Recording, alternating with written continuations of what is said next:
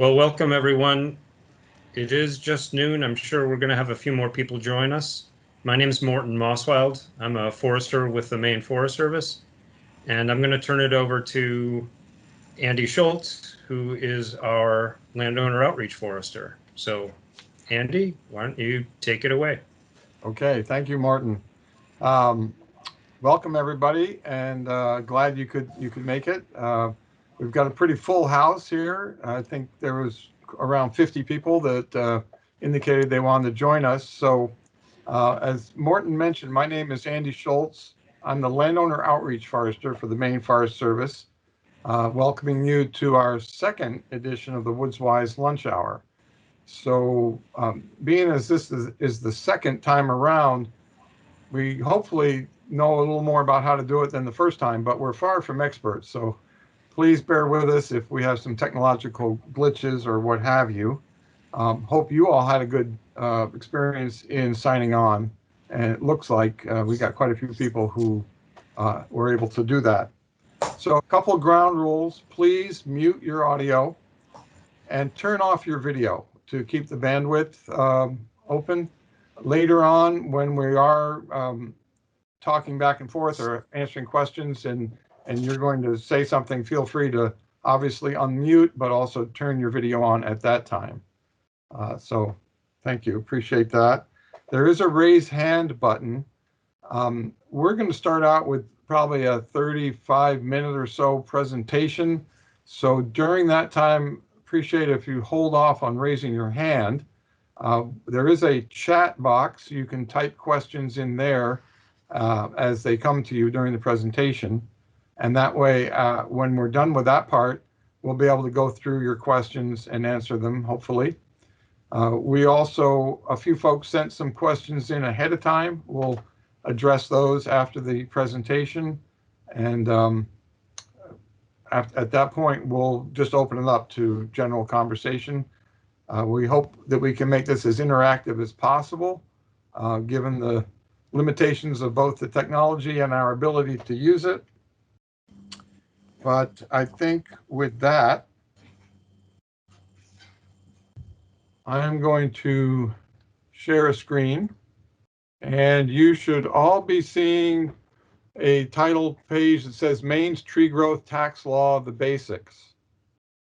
If I could get one or two indications that you're seeing that, that would be good. Okay, Morten says yes. So I'm going to hope that everybody else is seeing that. So first, I'm just going to say a few things about the Maine Forest Service in general and our WoodsWise education and outreach program. WoodsWise is our name for what is in other places known as the Forest Stewardship Program. It involves, as I mentioned, education outreach to woodland owners and loggers, foresters, and the public at large. And we do this largely with our district forester staff. We have 10 district forester positions. You see the map right there. These are the areas and the names of the district foresters. We have a function online for you to type in your town and find your local district forester. If you have trouble finding that, any one of us would be willing to help you with that process. You notice that we have one area that says vacant. Actually, we have been able to hire someone for that position who will be starting later this month. So if you're in the Greenville area, don't worry, you're covered. District foresters do a number of things. They provide both direct and indirect assistance. Direct assistance is out in the field visiting landowners, walking with lots with the landowners, foresters, loggers, town officials, so on and so forth, and hopefully addressing questions right then and there. Indirect assistance would be over the phone or by email. In my position, I do a lot of that type of work and then refer people to their district foresters for the direct assistance. District foresters also provide education outreach through workshops. They visit school groups. They're at fairs to talk to people. I know that at this moment, live in-person fairs or even school classes are are kind of iffy, but normally that's what we do, and we're working to participate in the new versions as they come up. We provide displays. We have any number of publications, all on our website. We provide some grants and financial assistance incentives to landowners, to towns and nonprofits for their town forests, particularly for forest management planning. We do that through the WoodsWise program, the WoodsWise Incentives program, and Project Canopy.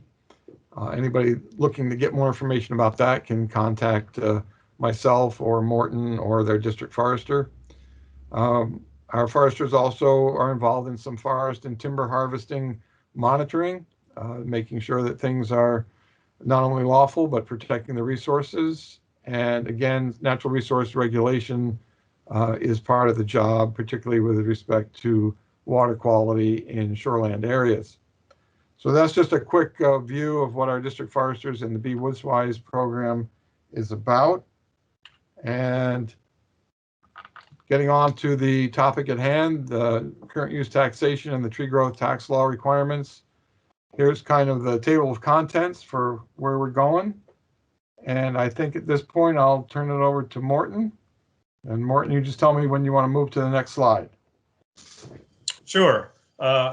Thanks, Andy. I'll just add a note that if you don't already get our WoodsWise Wire, which is a newsletter with just short pieces with information, listings of events that are coming up, it's very easy to sign up for that on our website, as well as a couple of other newsletters, our community forestry newsletter, Trees on Main Street, as well as the forest health and insect and disease conditions report from our sister agency, the Forest Health and Monitoring Division. So those are all resources that you can get on a regular basis as well. I guess I wanted to start just by addressing the question, why are we talking about tree growth tax law at all? Tree growth is just one of many different topics that we could talk about. But of course, woodland owners and managers are addressing a whole range of questions about their woodland. And of course, one of them is often, how do I go about continuing to manage and own this property? And property taxes are a factor in that. It's just something that landowners deal with. So the tree growth tax law is a state law. We'll talk about its details to some degree and give an overview of how it functions. It generates a lot of questions, and so we field a lot of questions about tree growth tax law, and you know, it is a common topic with lots of frequently asked questions, which is again why we thought we might start with this topic. If you want to go to the next slide, Andy. Okay, so when we talk about property taxation, we sometimes use the phrase current use taxation. We want to just explain that briefly. Ordinarily, property taxes are assessed on a piece of property, and the assessed value of that property is based on these principles of what is the fair market value, or what's the highest and best use of the property. That establishes what a piece of property is worth, and therefore how the tax rate is applied to it.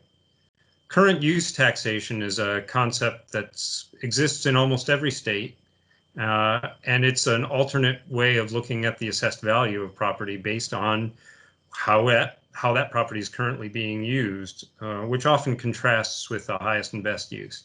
And in the case of various types of land, the developed use is often the highest and best use in terms of sheer monetary value, but its current use may be very different from some kind of developed use. The next slide. So there are actually multiple current use tax programs around that exist in the state, and they have several things in common.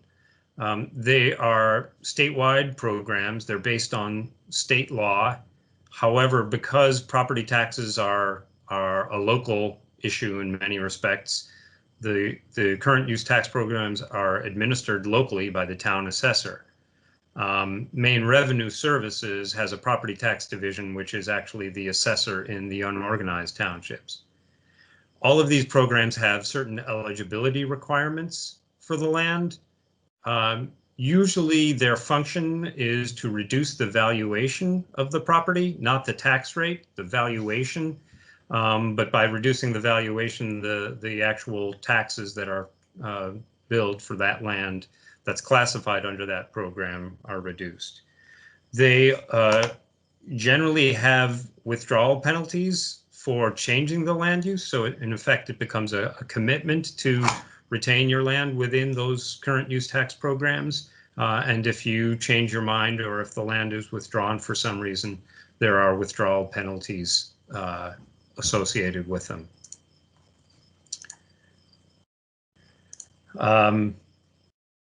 Yeah, the next slide, please.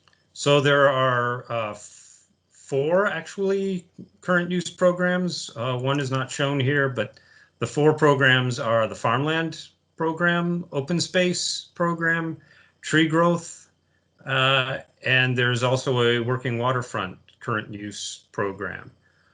All of these have extensive information on the Maine Revenue Services website. So that's a great source for information. And you can notice that there are tax bulletins, multi-page documents that go into detail about the programs themselves. They're similar in structure, but they're not identical. So if you want to learn more about the various programs, certainly look through those documents. The next. And the other thing I should have mentioned at the outset is that this presentation, or a nearly identical version of it, is available on our website. So if you want to revisit it, or if at any point in the future you have questions about tree growth, we're happy to talk with you and try to clarify various points. This is really just the essentials to tree growth.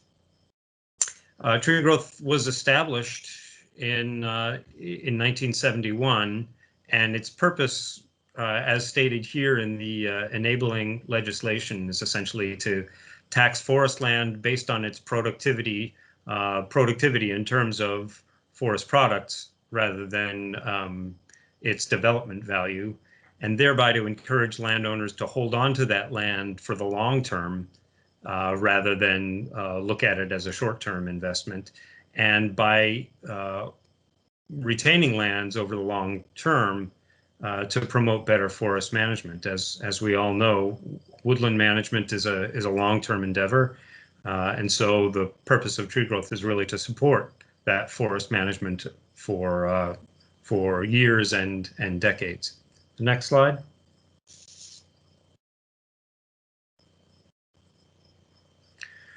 So 2 things that are often misunderstood that we should clarify right from the outset, and just to emphasize, Maine Forest Service does not administer or have direct authority over a tree growth tax law. Tree growth tax law is still a property tax program that's administered by the local property tax assessor.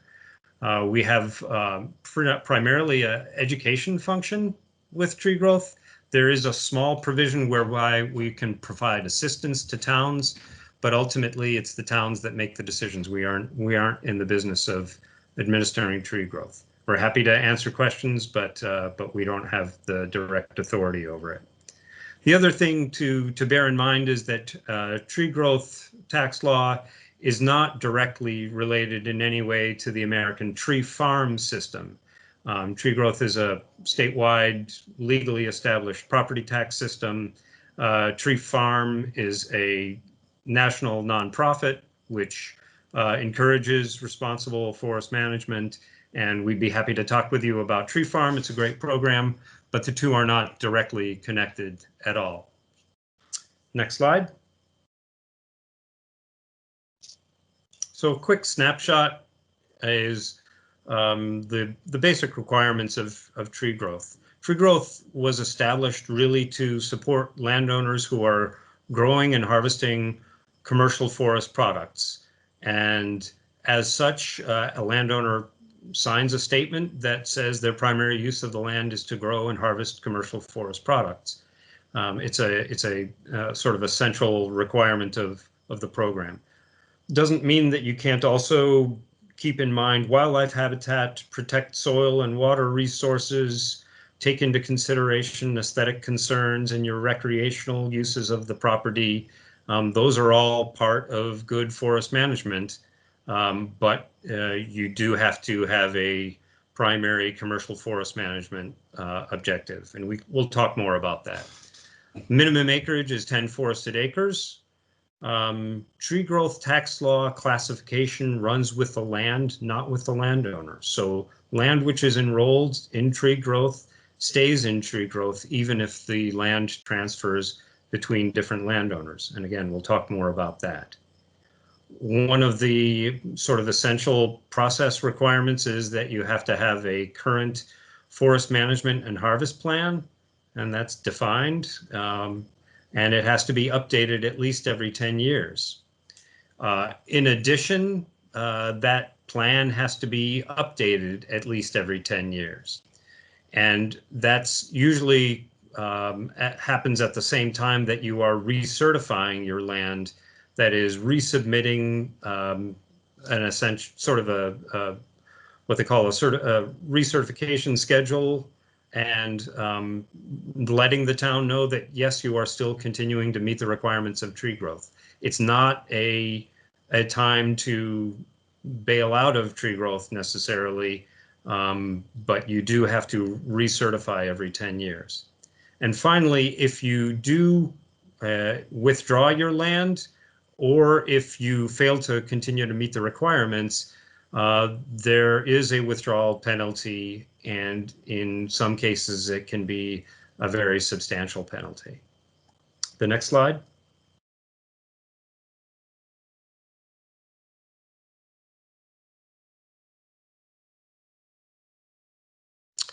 So land under tree growth tax law, and we won't get into a lot of detail about this, but essentially Maine Forest Service helps Maine Revenue Services establish what the per acre value for classified forest land in tree growth is in each year, and we do that in the categories of softwood, hardwood, and mixed wood, sort of broad forest type categories. And those valuation rates per acre in those three categories are published every year, and they typically range somewhere in the area from $150 per acre value to $400 some odd dollars per acre. And so obviously your property assessed assessment is based on the number of acres in each of those categories times the value per acre. And if you think of the per acre value of land, typically those tree growth rates are less, and sometimes very substantially less, than land that would be taxed under sort of an ordinary highest and best use taxation. The next slide.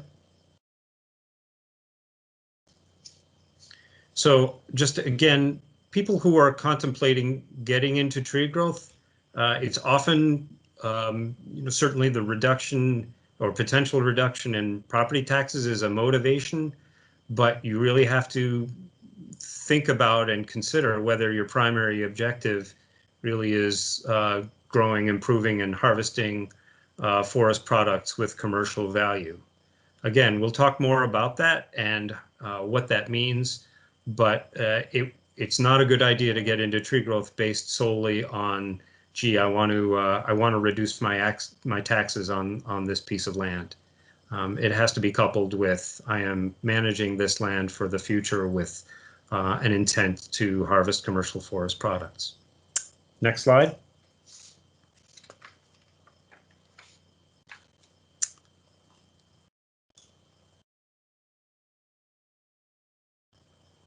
So some of the products that we typically think of as commercial forest products are saw logs sold to a mill or to a broker, firewood, certainly, pulpwood to the various mills. These are all typical forest products, and most folks know that there's a robust forest industry in the state, and those products are have value and are widely used commercially. Next slide. Other products that are commercially sold are also eligible or qualify as commercial forest products under tree growth tax law. And so maple syrup or maple sap that's commercially sold is a forest product that would be eligible for tree growth classification. Next slide. So the other sort of commonly found forest product that is eligible for tree growth classification is Christmas trees and wreath brush. With this one, I often caution people that wreath brush means that you are producing material for wreaths in sort of commercial quantities at a scale that could be considered commercial. I wouldn't recommend that you make a half dozen wreaths and sell them to friends and neighbors and call that a commercial forest product. So the next slide. Some of the things that are not considered commercial forest products, even though we know that they are occasionally certainly harvested and sometimes sold, but edibles like fruits, nuts, berries, mushrooms, etc., do not qualify as commercial forest products under tree growth tax law. Doesn't mean that those aren't great things to consider on your in your woods, but they do not by themselves qualify you for tree growth tax law. Next slide. So harvesting of commercial forest products, in order to bring those to market, they have to be harvested. So the forest management and harvest plan essentially between you and your forester outlines when and how harvesting of commercial forest products should occur. It does not, there's nothing in tree growth that says you must harvest on a certain schedule or in a certain time frame or certain volumes, but you do have to have that intent, and your forest management and harvest plan should identify that intent and how you will be meeting it in the activities on your land. Occasionally we get some misunderstanding about harvesting. For one thing, harvesting is not prohibited. Tree growth tax law in some respects might better have been called the timber growth tax law, but certainly growing trees and harvesting trees and then growing more trees are completely compatible. Harvesting on tree growth land is not regulated differently from any other land. So harvests on tree growth land aren't regulated, don't have any other special regulations that apply. They certainly do have, there is regulations that apply to timber harvesting, and that's a whole nother presentation in and of itself. I'll say one more thing about harvesting as recommended in the management plan. It's certainly important that any harvesting that you do actually follows the forest management plan, and that you don't deviate substantially from that plan. There are occasionally people who are managing land in tree growth, and they go ahead and harvest, sometimes on the advice of others, and it's actually not at all what was recommended in the plan, and so that's not something that should happen under tree growth. Next slide. So if you're considering having your land classified for the first time for land that is not in tree growth, there are just a couple of steps. One is that the forest management plan has to be prepared and signed by a Maine licensed forester initially before you can apply. when you apply, when you submit that tree growth application schedule to the town assessor, you're essentially signing a statement that says, I have my forest management plan completed. So the first step really is to have that plan completed. In a way, the prior step should be to find a Maine licensed forester, and before that, we said at the outset that you can have a district forester or a Maine Forest Service district forester meet with you, look at your land. There's no cost for that. And in the process, we can outline these different steps a little bit more closely. We can help you identify who the licensed foresters in your area might be, and go into a little bit more detail about what we see on your land and what some of your options might be. So if you're contemplating tree growth, certainly a good first step is always to contact your district forester and ask them to visit your woodlot with you, take a look around, and help you with any further steps. Maine Forest Service district foresters do not write forest management and harvest plans. We are always going to refer you to private foresters, and there are many of those in the private sector that can actually do that work for you. Once you have your plan, you submit the tree growth application schedule to the town assessor. Along with that, you submit a map of the parcel that shows which acres you are enrolling in tree growth and which acres you are not enrolling. Certainly the minimum acreage is 10 acres, but you don't have to enroll all of your woodland if you don't want to for whatever reason. It's not required that you automatically submit the plan itself to the assessor. They can request it at a later date if they need to review it, but it's not an automatic submission to the town. Next slide. A couple more comments about the tree growth map. It should also show, in addition to the forest types, the forest stands, should also show the location of water bodies and where those land uses are as accurately as possible within an acre or so. It must show the forest stand types, and it should include those sort of general categories. Can be more specific than those, but it should also show which are softwood, hardwood, or mixed wood stands. The location of those land uses, the tree growth acres, the areas that you might be reserving for other uses, those should be shown on the map, and they shouldn't be moved around over time. Occasionally we see people who want to reserve some of their forested land out of tree growth because they want to convert it to a different use over time. But those should be planned for and determined in advance. You can certainly update and revise a map to be more accurate if you get more accurate information. If for some reason forest types change, or if you have an older map that possibly wasn't as accurate as it could be. So you can certainly update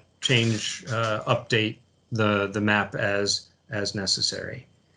And certainly, if at any time you do change the use of various lands, especially lands being developed or forest land being converted to agricultural uses, you need to update the maps at those times. The next slide. This is possibly as basic a map as you could ask for. It does show the essential features. Not necessarily recommending that this be the model, because there are many foresters who will prepare a more detailed and more useful map. The map that you use for tree growth is generally something that's part of your forest management plan. So that's part and parcel of having the management plan prepared, is to have that map and use that as your submission for tree growth. The next slide. The plan itself has a couple of basic requirements. It has to be a written document. It has to be prepared and or reviewed by a Maine licensed forester. There are a number of required items that are listed in the tax bulletin, but it is not a public document. It's a plan that your forester prepares on your behalf, and it's your plan. The only circumstance where it gets submitted to the town is when they request it for purposes of review. And even in those instances, the town can't make it a public document. So it remains, it remains a confidential document. There's a lot more that we could say about what goes into a plan, and different foresters will have different styles and different approaches and frankly, different qualities of plans.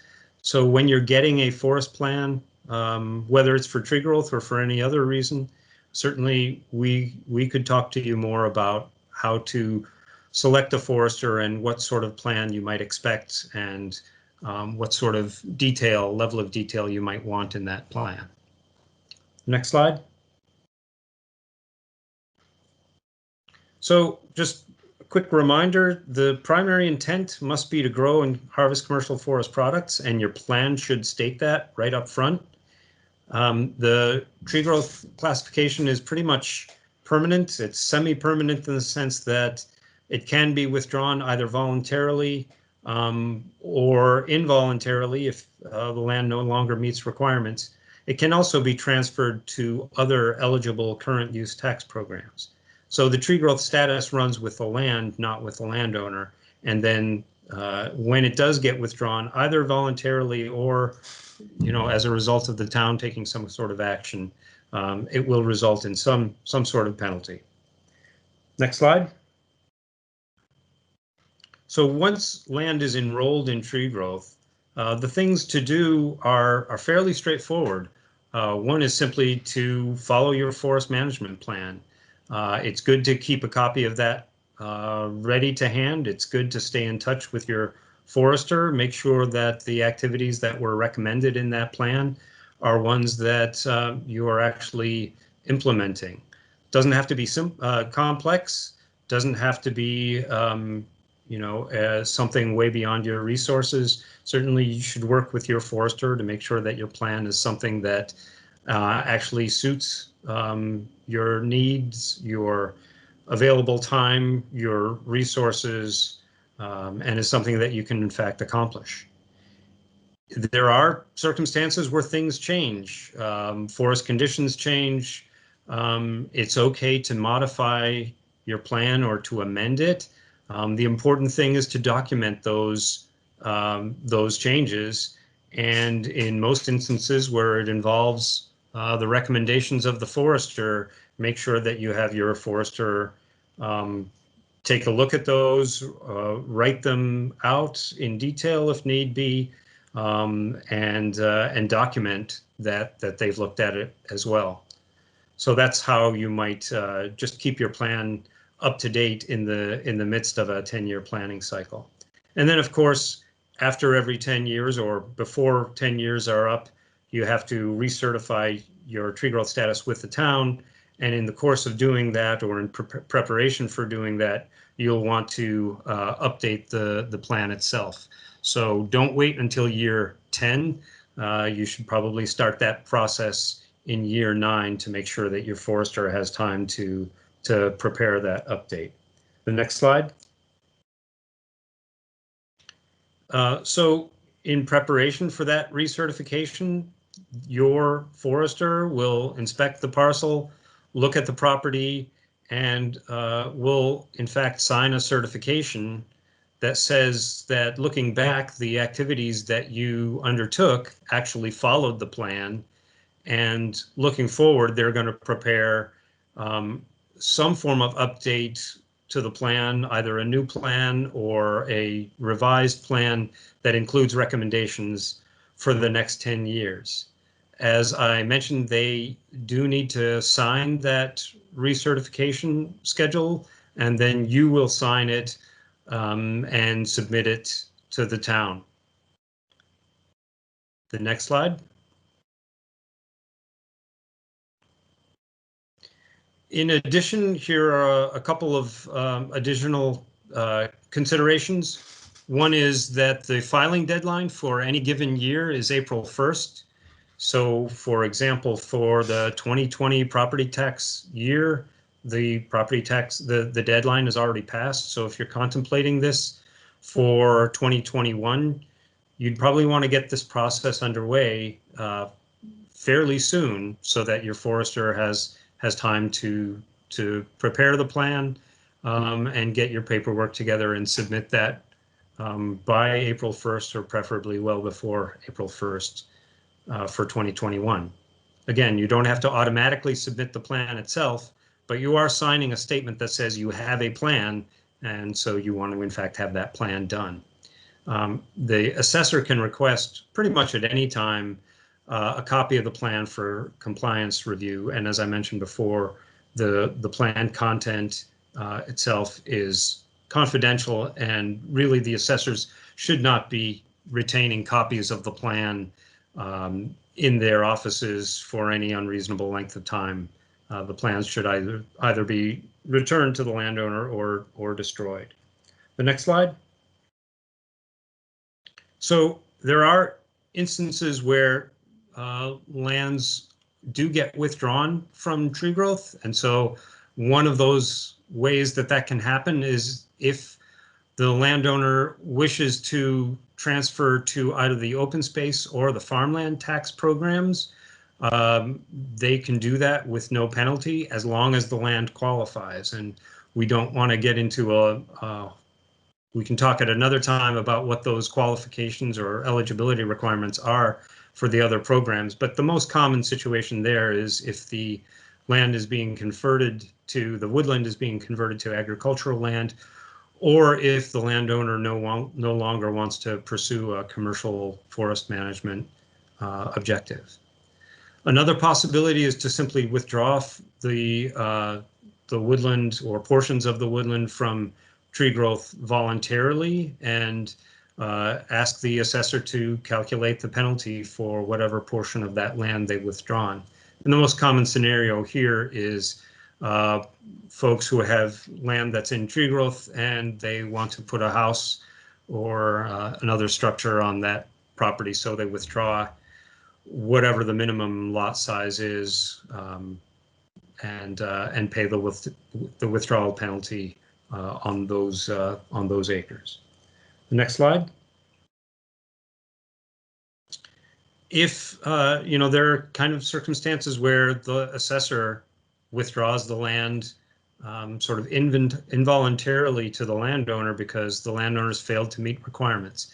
Either they've divided up the land and created ownerships of less than 10 acres, they've failed to follow the forest management and harvest plan, or they simply have ignored the recertification requirements. And this generally involves a longer process where they get notified that they're not in compliance and given an opportunity to come into compliance, but ultimately that can result in withdrawal of the land, and the landowner pays a withdrawal penalty as a result. Next slide.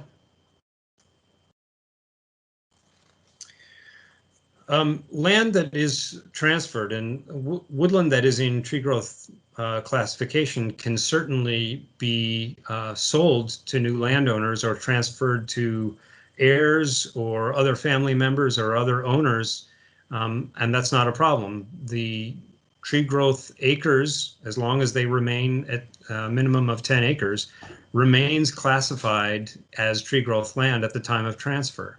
The new landowner essentially has 1 year from the time of transfer, the time of purchase, to decide to stay in tree growth or to withdraw. And if they do withdraw, they become responsible for that penalty. If they decide not to withdraw, then essentially the next slide outlines the options for the new landowner. The next slide. Yeah, so the new owner essentially can stay enrolled by filing that application schedule and a map within 1 year of the transfer date. They can adopt a previous owner's plan if it's available to them, and there's no requirement that the previous owner make that plan available, and it's not always even advisable that the previous plan is the one that you would want to adopt, but you certainly always have the option of developing a new plan with your own licensed forester or with the previous licensed forester. Again, you can roll over your land to farmland or open space, again, within a year of the time of transfer. And if your property, if the acres are eligible, there's no penalty associated with it. And certainly withdrawing some of that land, if some of it does need to be, or if you have intent to convert some of that to other uses, or you simply aren't interested in meeting the continued requirements of tree growth, you can simply pay a one-time penalty, and from that point forward, the land would be taxed under ordinary taxation. The next slide. The penalties are based. Well, the basis for withdrawal penalties is often misunderstood. They can be quite substantial. The formula that's included in the tree growth statute is essentially a percentage of the difference between the fair market value or just value and the tree growth value. So some lands that have a very high ordinary tax value, but they've been enrolled in tree growth, that difference is going to be large, and therefore the corresponding penalty is going to be pretty substantial. And we've seen withdrawal penalties that are in the just a few $100s, but we've also seen literally tree growth penalties that are in the tens of thousands or very rarely in the hundreds of thousands of dollars for extremely high value properties. There is a sort of a minimum set in the tree growth rules that say the minimum is the sort of the back taxes for the last 5 years. That's often taken out of context, and people say, well, if you're withdrawing land from tree growth, the penalty is just the back taxes. But that is actually just sets the floor, and the actual penalty can be substantially larger than that. The next slide. So tree growth generates a lot of questions for us, and the outline of it is actually fairly simple, but there is a lot of misinformation that happens out there. And so what we really recommend is that you do your homework. Don't listen to casual conversation about tree growth, because there's a good chance that it may be misstated or that it's taken out of context. You really need to get the full picture and the right information. And the best sources for that are really either the Maine Revenue Service. They do have a property tax division with some very qualified folks.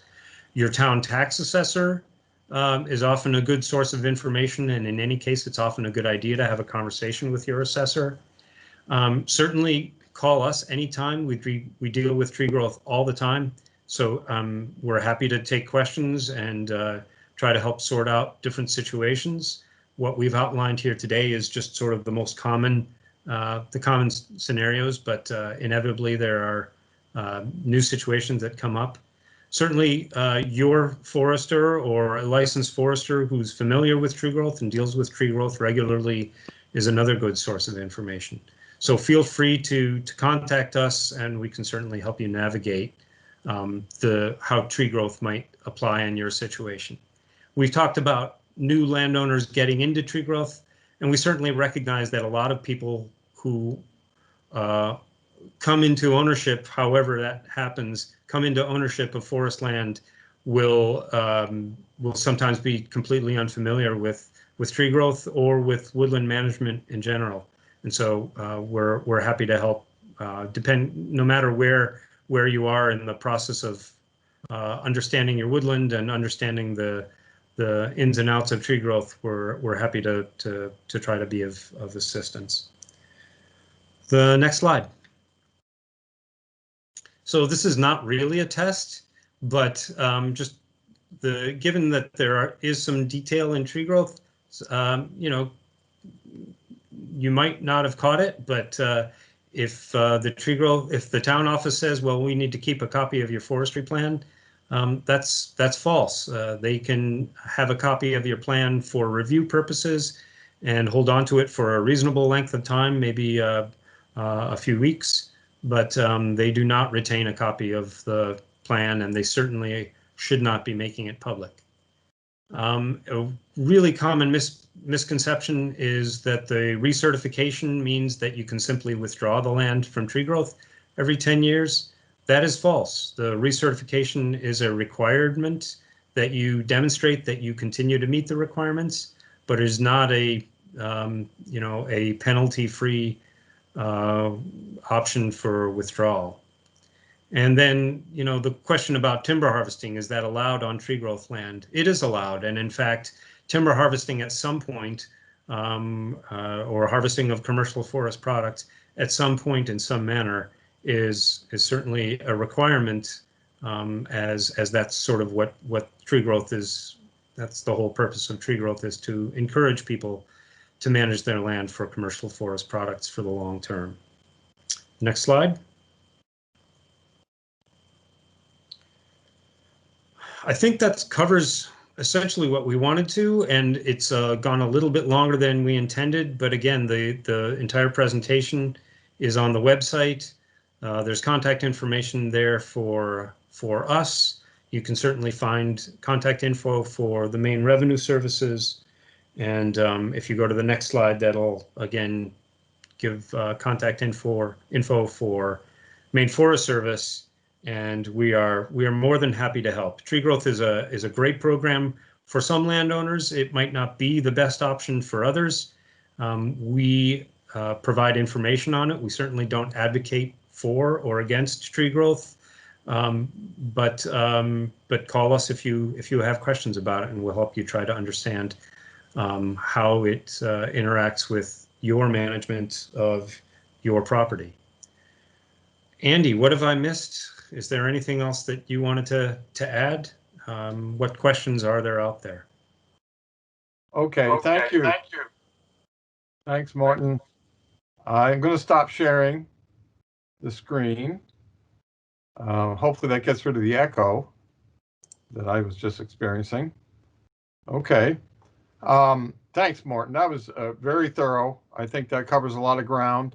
There may be other questions that come up, and I just want to see, looking in the chat, if we've gotten any. Quite a few. So let's try to work down through these first and go from there.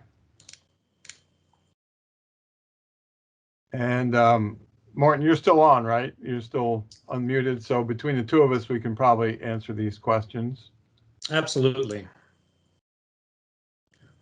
Let's see. Get to the beginning. Will the recording and presentation link be available? Absolutely. We have your emails. We'll send out to everybody when it's posted. I think what we generally try to go through and make sure we clip out the part where Andy was messing up the slideshow before we post it.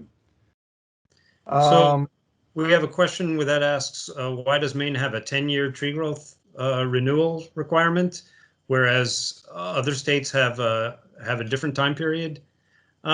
That's a good question. I don't have a specific answer. What we find, because tree growth is actually quite popular, because it relies on private landowners interacting with their private foresters, 10 years is a good time frame in which to evaluate whether conditions have changed.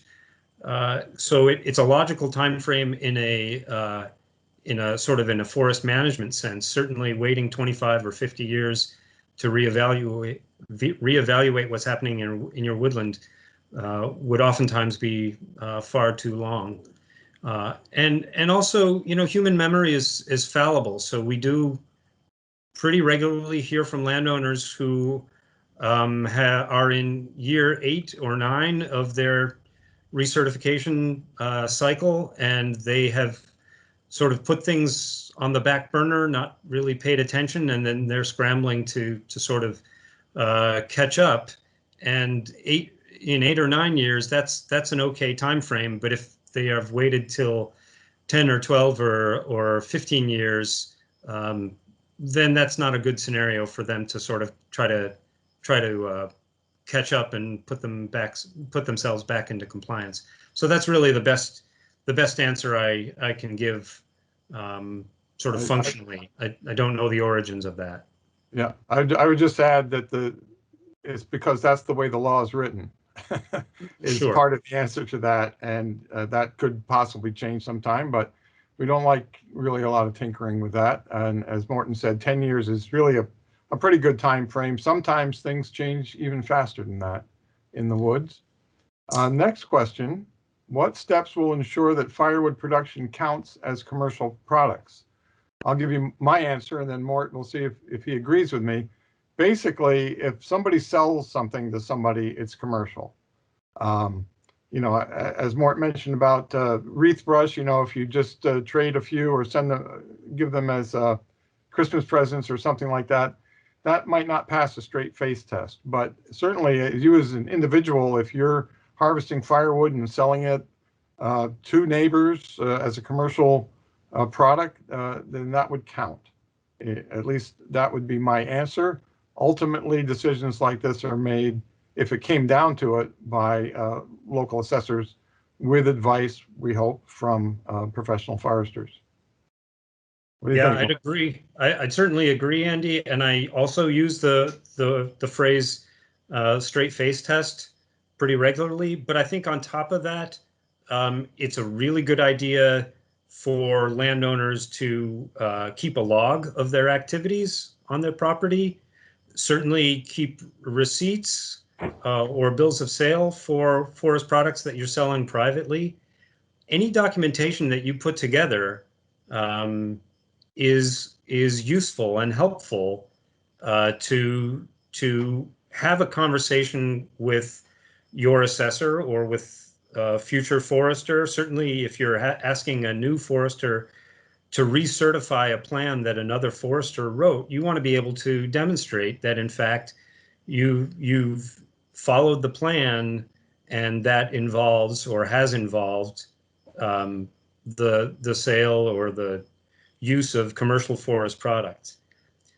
The other thing that I'd add is that there was at one time a personal use exemption in tree growth rules that said if you're harvesting firewood for commercial forest use, for personal use, that qualified as a commercial forest product. And that exemption was removed from the law primarily because it was widely abused. People would have 100 acres and harvest 1 or 2 cords of firewood, which is pretty much out of all proportion to the productive capacity of a large woodlot. So again, pass the straight face test, and document your activities. It's good for the tree growth aspect, and it's also good for your own management of your property to keep track of all the things that you've accomplished. Okay. The next question was answered in the chat, but just for everyone's benefit, can a state forester assist with the harvest plan and recommendations, or do you need to hire a private forester? The answer is you need to work with a private forester. Our district foresters are not, that's not what they do. They'll help refer you to a private forester for those services that the private sector should be providing. There's a question in here about the mechanism for enforcement, where a landowner may be using tree growth just as tax abatement, how to enforce that the property is following the plan. Getting back to what was mentioned several times, the Maine Forest Service is not that enforcement mechanism. It is up to the assessor. In organized municipalities, the assessor, of course, is local.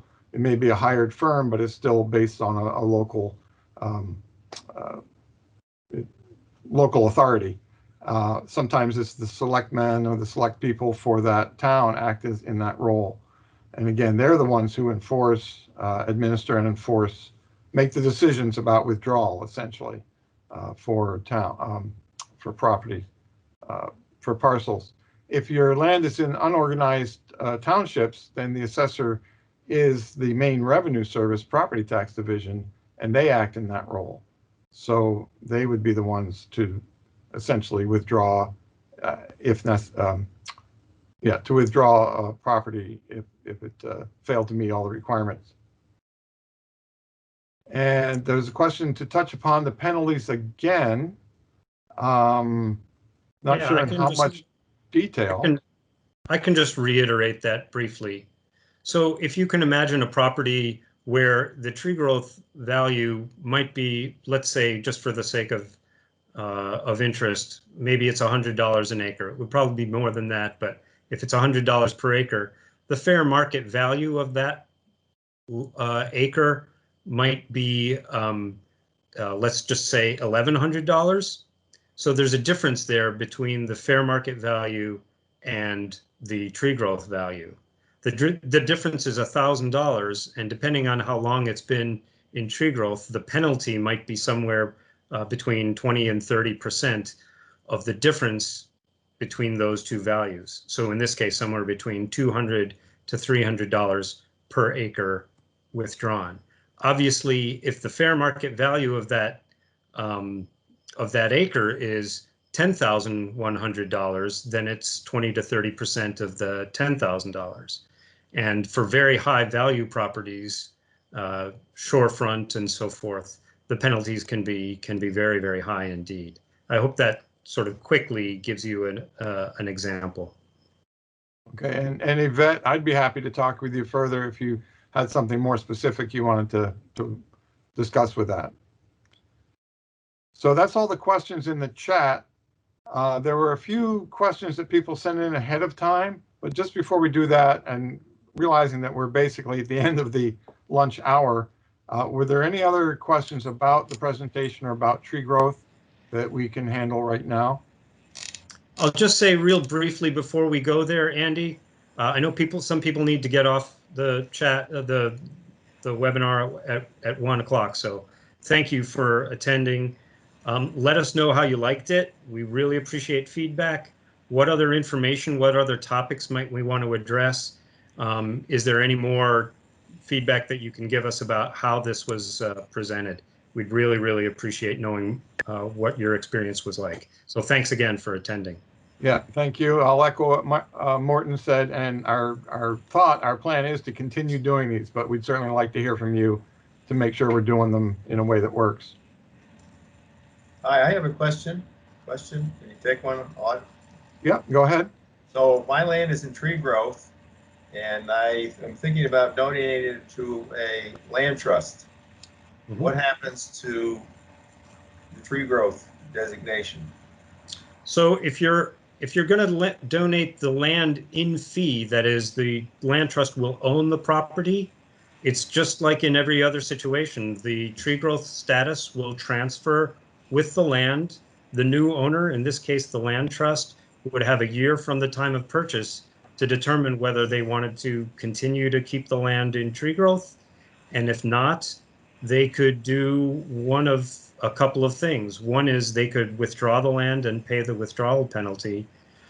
In another scenario, they could look at the open space program, which does not automatically have a commercial forest management requirement.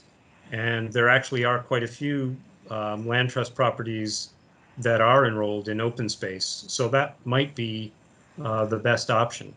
If you are donating an easement, that would be a different scenario. But as landowner, you would continue to have the requirements of tree growth apply unless and until you changed the classification of the land.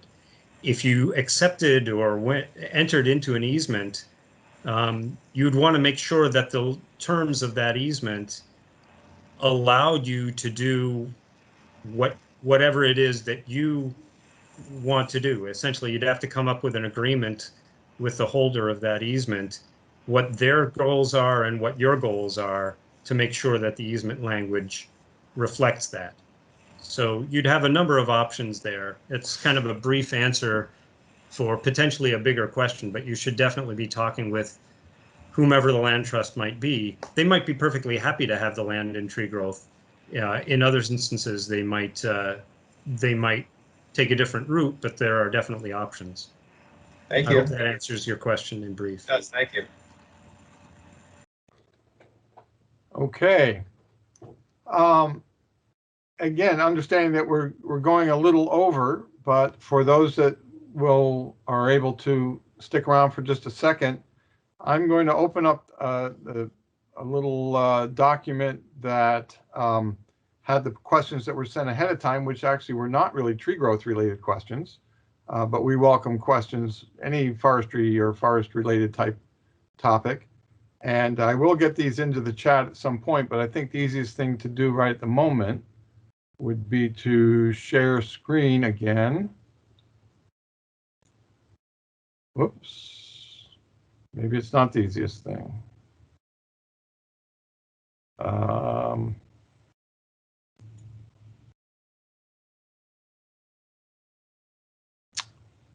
While that's happening, are there other questions that have come up?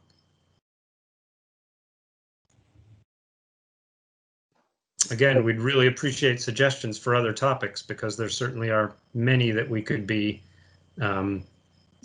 talking about.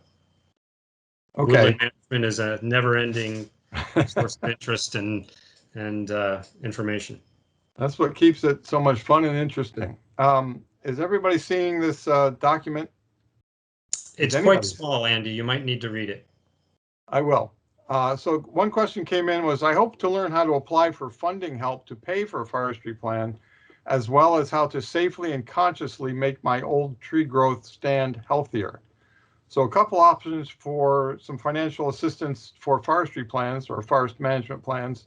One is the WoodsWise Incentives Program, which is administered by the Maine Forest Service. And as I said, I'll get that into the chat and it'll eventually be in some way, shape, or form available. But you can also just go to the Maine Forest Service webpage and under the Woodland Owner page, go to the WoodsWise Incentives page.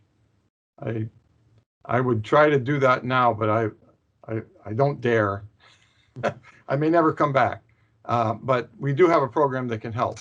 Also, the Natural Resource Conservation Service, NRCS, has some assistance for management planning under their EQIP, Environmental Quality Incentive Program. They have a version of a forest management plan. And I should mention that not all forest management plans are the same. Both of these types of plans will have far more in them than the minimum required for tree growth. But depending on your needs and the purposes, other purposes for the plan, the additional information might be very useful to you or even absolutely necessary. You can also contact me, the Landowner Outreach Forester, or your local district forester to help direct you toward these sources of funding. And the answer to the second part of the question, I would say, is that the planning process, the forest management planning process done with a licensed forester, should help answer that, how to consciously make my old tree growth stand, or really all your forest, healthier. So Morten, did you want to add anything to that? Nope, just good first step always is to call your district forester and ask them to help you get started. Okay. Someone else wrote in a couple of questions. Surveyors seem to be hard to find. Are there any in Aroostook County that work for small lot owners? I mean, the answer is yes. I'm certain that there are. I do not have any particular list I can point to. I would just say shopping around, asking for references, following up. In other words, the same advice I would give to anybody looking for any professional services, including a licensed forester. There may be somebody else here that would know of a listing of licensed surveyors. Andy, I would direct people to the state board of licensure for surveyors. Surveyors are licensed by the state, and so they would certainly have a list for you. And the location of a surveyor as the location of a forester you certainly want to talk with several and find out, what kind of work they do, what they charge, and whether that's someone that you'd want to work with. Surveyors, as with foresters, you wouldn't necessarily hire the person who just happens to have the shortest drive. So certainly consider people within an hour or perhaps even a little bit further, because you want to find someone that you certainly want to work with, and if possible, find someone that you would feel comfortable going back to a second time. The Board of Professional Licensure for Surveyors also has a listing for foresters, so that's another place to confirm who's licensed as a forester, etc. So.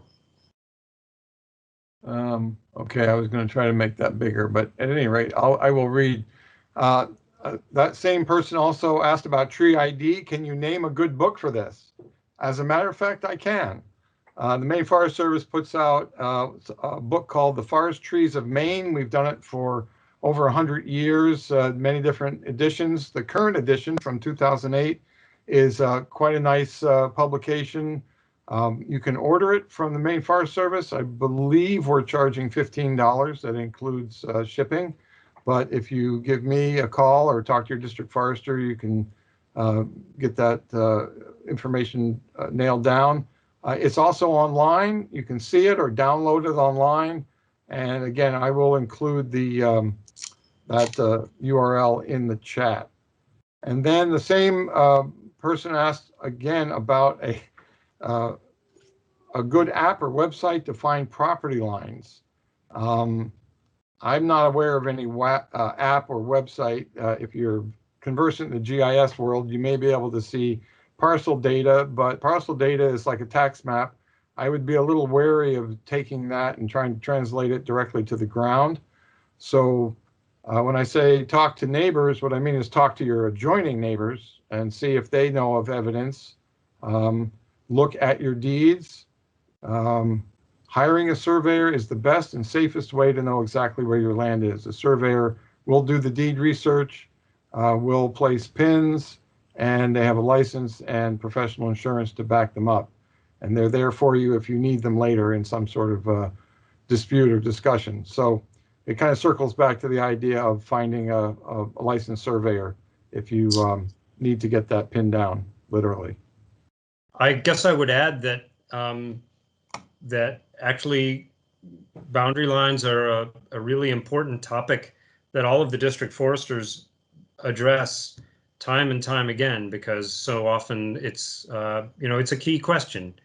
So we can't establish boundary lines for you, but we can certainly talk with you more about what kind of field evidence we're seeing for boundary lines, how clear that evidence is, what sorts of things to look for in your deeds.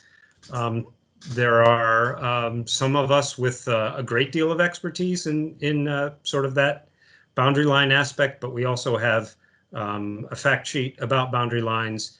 There, I'll put in another plug for the woodland owner classes that we normally would teach. Each individual district forester will often, at least once a year, host a woodland owner class of several sessions, oftentimes in the evening, sometimes through adult ed or something like that. And oftentimes boundary lines are one of the topics that gets covered, and we may cover it ourselves, or we may have a guest speaker, possibly a licensed surveyor, to come talk to us, come to talk to those groups about boundary lines. So it certainly is an important topic, and we deal with it all the time. So feel free to ask us those questions, and we can at least sometimes point you in the right direction or give you some important basic information about what to look for. It's not a good idea to start with a piece of software that purports to tell you where your boundary lines are, because in the end, you're going to want to know not just on a map, but in fact, in the woods, are your boundary lines visible? Are they easy to find? Will other people recognize that they're crossing over a boundary line when they when they enter your property. So there's a lot, it's a big topic, it's an important topic, and we're certainly able to help you get started in that area as well. In fact, maybe that's a topic for a future WoodsWise lunch hour, because I'm sure many of us on the call have spent many hours, days, even years of our lives searching for property lines on the ground, and there's a lot to that. But I think that given the time, I was able to I copied and pasted all those the questions and at least my answers to that into the chat. Includes the URL for the Forest Trees of Maine, and that the WoodsWise Incentives Program, that is a hot link. So if you're able to, while everything is still up, capture that for yourself. I think that will be in the recording. Greg, is that true? Yeah, but I don't see it in the chat. I think you have to click on the right below that whole insert. There's on the lower right. There's like, so it looks like a paper airplane pointing to the right. Click on that. That'll post it. So is it there now? Yep. Okay. Well, very good. So thank you all who have stuck with us here into the overtime. And unless there's another question on the topic or a related topic, I think we'll once again say thanks for joining us. Hopefully we'll see you at the next one, and have a great rest of the day. If you don't already get our newsletter, that's a primary place where we'll be announcing future events like this. So just let us know, either go to the website or give us a call or shoot us an email. We'll be happy to make sure that you're on that newsletter distribution list. And thanks everyone for joining us. Okay. So long. Take care, everyone.